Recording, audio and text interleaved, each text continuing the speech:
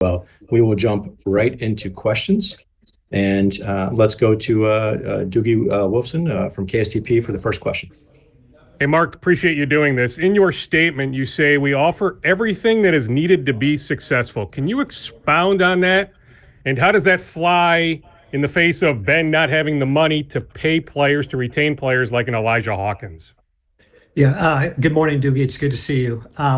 Doogie, when we take a step back and you look at Minnesota, obviously you're close to our program. You see what we have in terms of the academic mission of the institution. You look at our athletic facilities. We have a state-of-the-art practice facility, state-of-the-art mental health resources, academic advising for our student athletes. We have a historic venue that we play in terms of Williams Arena. And obviously in the last 2-3 years, NIL has completely changed college athletics. And as we move forward with a potential House settlement, hopefully we'll have a decision in April.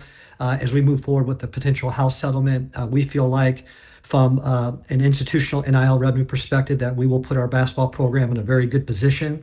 I think our NIL has been competitive and we've done a good job in terms of the money we've raised for all of our sports programs.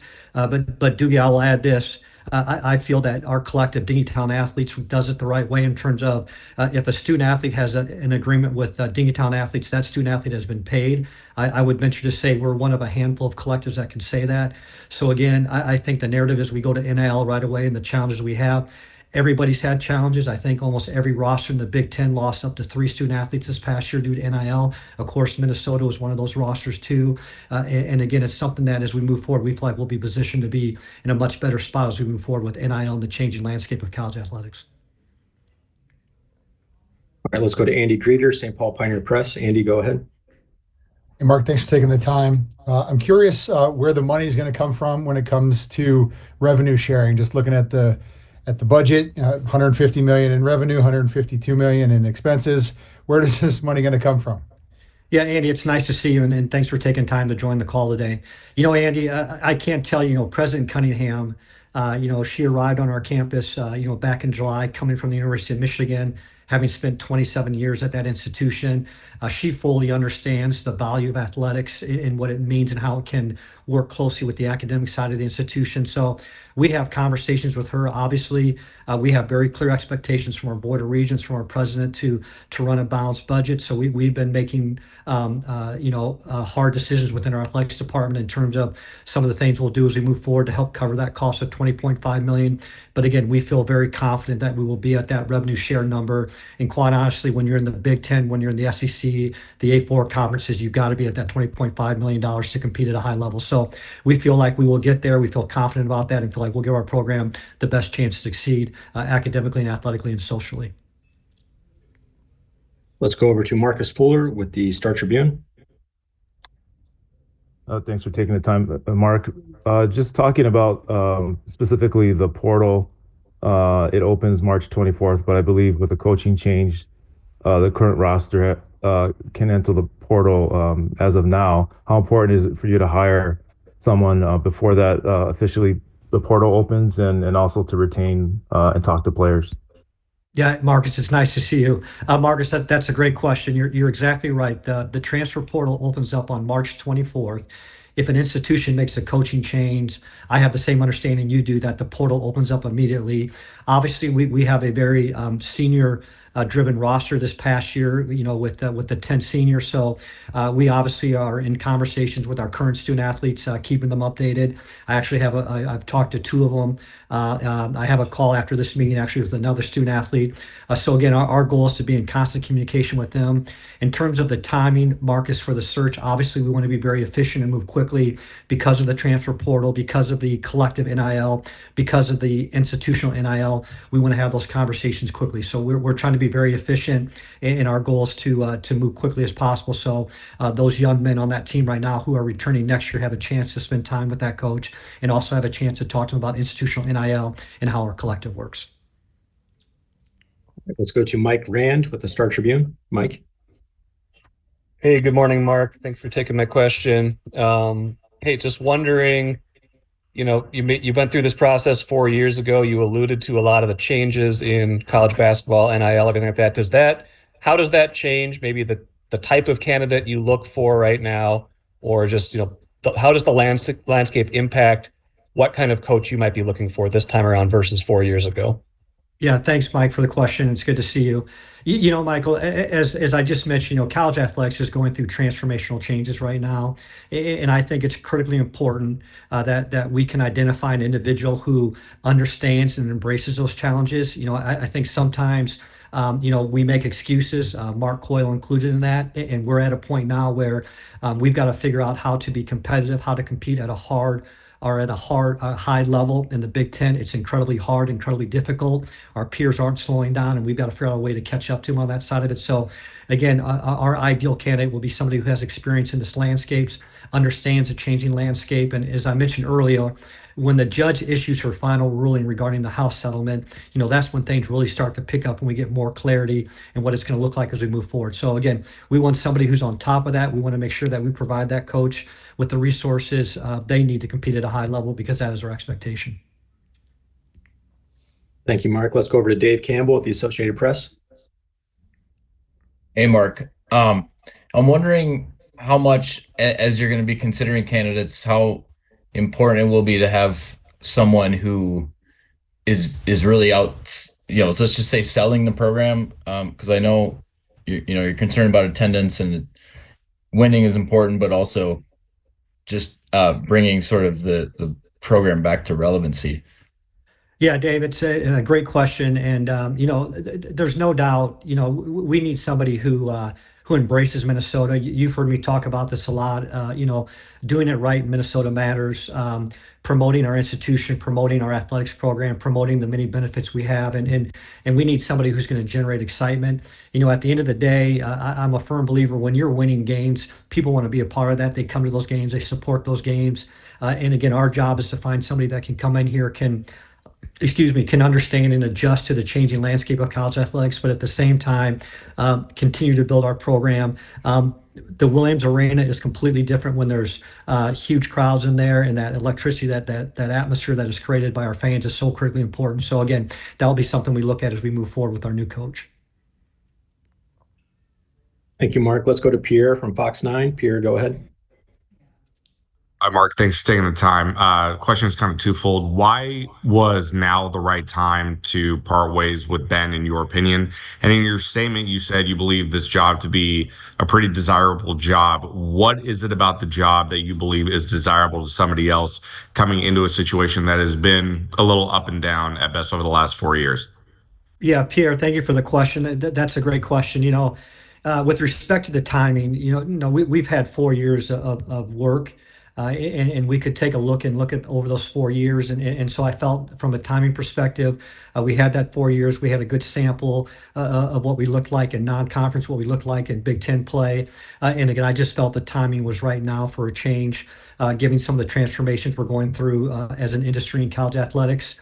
And then with respect to the second question, I think Minnesota, we do not take for granted at all that we're a member of the Big Ten Conference. And selfishly, I feel like Minnesota, the Big Ten Conference is one of the most elite conferences out there. You hear a lot of conversations with the Big Ten, the SEC. I've had a chance to attend AD meetings with the Big Ten and the SEC leaders, with both commissioners. I think the A4 with the ACC and the Big 12. There's no doubt that we're in a very competitive spot.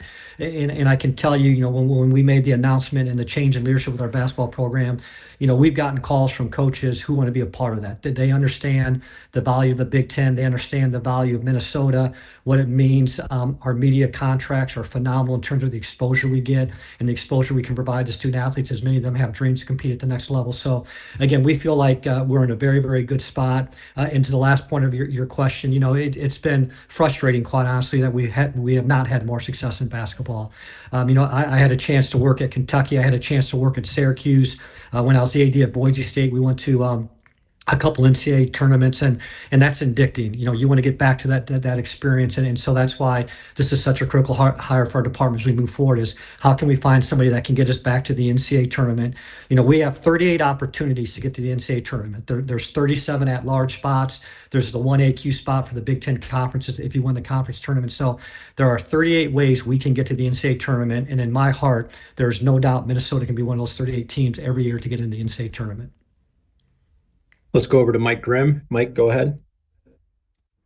Mark, in talking about the decision to move on and to change direction of the program, can you take us through the personal nature of this? You obviously this is a coach you brought in to hire, and then to make these tough decisions. How hard is that for you to have to end up making a decision like this? Well, Mike, obviously you're so close to our program, and Ben and that staff gave us everything they had. Ben is a wonderful person. He cares so deeply for Minnesota, the state, the city of Minneapolis, St. Paul, and being a former student athlete for us, he understands and he truly cares about this program. And when Dusty and I had a chance to meet with him when you all returned from the tournament, I thanked him for his tireless work. He worked endless hours. He did everything he could to make us competitive, to help us compete at a high level. And again, those are hard conversations you have to have. They impact people, they impact families, they impact children. We don't take those decisions lightly. But again, Ben, I'm just so grateful for the effort he gave us. Like him, I'm disappointed that it didn't work out. But again, just really grateful for his time, the effort he gave us, the effort his staff gave us, all wonderful people who care deeply. And there's no doubt that there has a huge impact on them as they move forward. I see 3 more questions in the chat, so we'll go ahead and finish with those final 3. We'll go back to Andy Greeter. Andy, go ahead. Mark, what did you hear from boosters about a call for change within the program? Because obviously their support is so vital when it comes to NIL. Yeah, Andy. To be honest with you, Andy, I've had conversations with many of our supporters. Those people who rank high in the Golden Gopher Fund, and those people who may not have been able to contribute as much money yet to the Golden Gopher Fund. And people were supportive of Ben. I think people recognized that we needed more consistency. I talked earlier in the week about if you looked at our program over the last 4 years, we just have lacked consistency. And I think to compete at a high level, you have to be consistent. When you look at Michigan State, I have a lot of respect for Coach Izzo and that program and how many years he's been the head coach there, but they've been very, very consistent. Wisconsin, they've been very, very consistent. Illinois, when Coach Underwood got there, he's been very, very consistent since he's gotten there. And I think that consistency is the key. So again, I didn't hear from a lot of donors who were like, oh my gosh, we need to do something right now. I did have conversations with some who expressed concern with the direction of the program. But again, people were very supportive of Ben, the student athletes. And again, at the end of the day, I had to make a very difficult decision to change leadership and go in a different direction. We'll go back to Darren Wolfson with KSTP, and then we'll finish with Marcus Fuller from the Star Tribune. So Doogie, go ahead. All right. Thanks, Paul. Mark, I love the third person drop earlier. That was fantastic. Can you clarify? So you said you've received calls from current coaches already. Are those coaches that are interested in the job? And how far down the road are you in this search?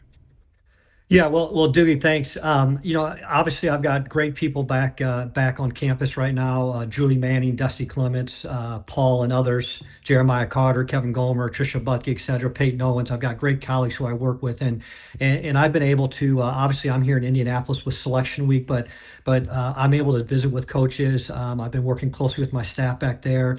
We've had some positive conversations with people, and to Marcus's earlier question, I believe Marcus asked a question about the transfer portal, the March 24th date, and those type of things. So again, we want to be efficient, we want to move quickly, but I've been able to have conversations with a handful of people, working closely with my staff to gather information, to see who else might be out there that we need to talk to or visit with. But I'm very pleased with the conversations, and again, our goal is to move efficient as quickly as possible to get the right person to help this program compete at a high level. Thank you, Mark. We'll go ahead and finish with Marcus Fuller. Marcus, go ahead. Sorry, I had to unmute myself. Sorry, there's a couple questions. One, currently, is there anyone in charge of the team as far as the interim coach while the process goes on? Obviously, on the staff, someone like Dave Thorson, who's had such a long history of, with Minnesota basketball and also high school basketball. How key would it be to retain maybe an assistant? Or a staff member, part of Ben's staff that have been around for a little bit, and also are you using a search firm in this process? Yeah, thanks, Marcus. So I fully agree with your comments about Dave Thorson. We have asked Dave to stay with us during the interim period to serve and work with us with the student athletes to help us make sure we continue to communicate with them and keep them in the loop as we go through this process. And Ryan Livingston, you all know Ryan, our director of basketball operations, associate athletics director, has been with us, I think, 10 years, does a wonderful job. So we've asked those two to be with us as we work our way through this process, and just really thankful for their professionalism and their expertise and guidance to work our way through this process. And with respect to a search firm, Marcus, at this time, we have not retained one. That could change, but at this time, I've been working closely with Dusty, with Julie, my staff, and myself in terms of vetting our way through some coaches. But again, we've not made a decision on a search firm yet. All right, Mark, I want to thank you for joining us. Members of the media, I want to thank you for joining us as well. Again, we did record this, so I will send this out to our email distribution list. Thank you again, everyone, for joining us. Have a great rest of your day.